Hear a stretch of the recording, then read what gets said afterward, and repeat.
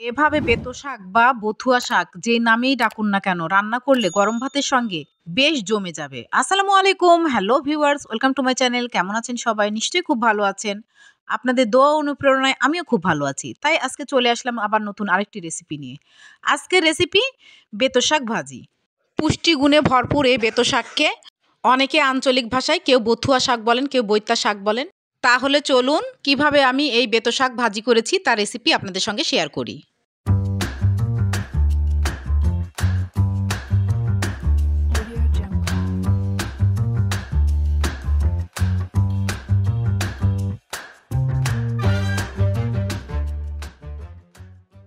এখানে আমি টাটকা 2 আঁটি বেতো শাক নিয়েছি। এবার এই শাকগুলোকে কেটে নিতে হবে। সেজন্য প্রথমে একটি নাইফ দিয়ে আঁটির বাঁধনটা কেটে দিলাম। এরপর একটি করে শাকের গাছ নিয়ে হাত দিয়ে শুধু আগাগুলো ভেঙে নিব। দেখুন আমি কিভাবে শাকগুলো পরিষ্কার করে বেছে নিচ্ছি। নরম আগা এবং নরম ডাল পর্যন্ত ভেঙে নিব, আর শক্ত অংশগুলো ফেলে দিব।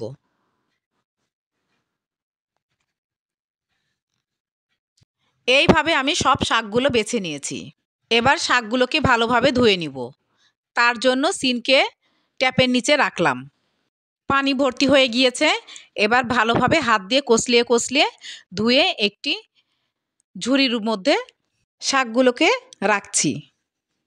ধোয়া হয়ে গিয়েছে। এবার কিছুক্ষণের জন্য পানি ঝরাতে দিলাম। এর মাঝে আমি শাকের মধ্যে দেওয়ার জন্য 2টি আলু কিউব করে কেটে নিয়েছি। শাক ভাজার জন্য পেঁয়াজকলি, কাঁচামরিচ, রসুন, টমেটো এবং পেঁয়াজ সবগুলো কুচি করে কেটে নিয়েছি। শাকগুলোকে সিদ্ধ করার জন্য কড়াই চুলায় বসিয়ে দিয়েছি এবং শাকগুলো কড়াইয়ের মধ্যে দিয়ে দিচ্ছি। শাকের উপর আলুগুলো ঢেলে দিলাম।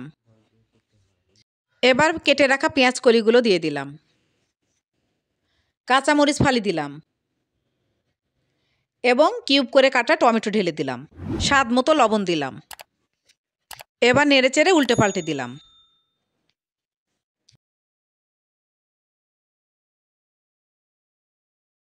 এরপর ঢাকনা দিয়ে ঢেকে দিলাম। ঢাকনা খুলে আবার উল্টে পাল্টে দেব। ঢাকনা দিয়ে ঢেকে দেওয়ার কারণে শাকের গা ছেড়ে কত পানি বেরিয়েছে। এই পানি দিয়ে আলু এবং শাক পুরোটাই সিদ্ধ হয়ে যাবে। শাকের পানি শুকিয়ে গেছে। এবার আমি কড়াই থেকে নামিয়ে রাখব। শাকগুলো ভাজার জন্য আবার একটি কড়াই চুলায় বসিয়ে দিলাম। পরিমাণ মতো সরিষার তেল দিলাম। ফোড়ন হিসাবে একটি শুকনো মরিচ 2 হাত দিয়ে ভেঙে 3 ভাগ করে দিলাম। শুকনো মরিচের সুন্দর একটা অ্যারোমা বেরোলে রসুন কুচিগুলো দিয়ে দিলাম। এবার পেঁয়াজ কুচি দিলাম। এখন খুন্তি দিয়ে নেড়েচেড়ে পেঁয়াজ কুচিগুলোকে ভালোভাবে ভেজে নিব। বাই দ্য ওয়ে, আমি রুথি। আমার চ্যানেলে নতুন হয়ে থাকলে প্লিজ সাবস্ক্রাইব করবেন। পাশে থাকা বেল নোটিফিকেশন অল সিলেক্ট করে রাখবেন। তাহলে যখনই আমি নতুন ভিডিও আপলোড করব তার নোটিফিকেশন সবার আগে আপনার কাছে পৌঁছে যাবে। লাইক কমেন্ট করবেন। ভালো লাগলে বন্ধুদের মাঝে শেয়ার করে দিবেন। যারা ফেসবুক ও ইনস্টাগ্রাম থেকে দেখছেন প্লিজ পেজটাকে ফলো দিয়ে রাখবেন। লাইক কমেন্ট এবং বন্ধুদের মাঝে শেয়ার করে দিবেন। যারা already like comment share subscribe এবং ফলো দিয়েছেন তাদেরকে ম্যানি ম্যানি থ্যাঙ্কস। আজকে আমার চ্যানেলের এই ভিডিওটি যিনি ফার্স্ট ভিজিট করেছেন তাকেও ম্যানি ম্যানি থ্যাঙ্কস।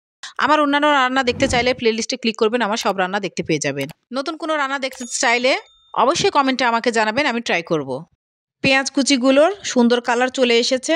এবার সিদ্ধ করে রাখা শাকগুলোকে তেলের মধ্যে ঢেলে দিলাম। কিছুক্ষণ শাকগুলোকে তেলের মধ্যে ভেজে নিতে হবে। বেতো শাকের ভাজি গরম ভাতের সঙ্গে খেতে অসাধারণ লাগে। আপনারা আলু দিতে না চাইলে স্কিপ করতে পারেন, তবে আমার কাছে আলু দিলে শাকটা খেতে বেশি মজা লাগে। খুন্তির মাথা দিয়ে শাকগুলোকে নরম ভর্তার মতো করে দিয়েছি।